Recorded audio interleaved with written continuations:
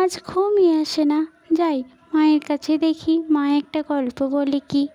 ও মামা, একটা গল্প বলো না, আমার ঘুম আসছে না। গল্প শুনবি তুই? তাহলে ঘুমা বেটাকে শুনি। মা বলোই না, শোন তাহলে। তখন আমরা খুব ছোট। আমাদেরই বাড়ির ওখানে একটা বড় আম গাছ ছিল। সেই আম গাছের নিচে আমরা পাড়ার ছেলে মেয়েরা খেলা করতাম রোজ। সেই আম গাছে প্রচুর আম হতো। আমি আর তোর মাসি একদিন ঠিক করলাম যে ওই আমতলায় আমরা আম খুঁড়তে যাব। সেদিন রাতে উঠলো কাল বৈশাখী ঝড়।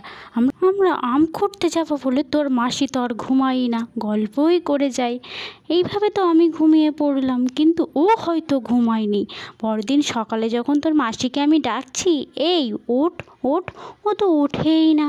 তখন আমি কি করলাম, একাই আম খুঁড়তে চলে গেলাম আর প্রচুর আম পেলাম ঝুড়ি ভর্তি করে।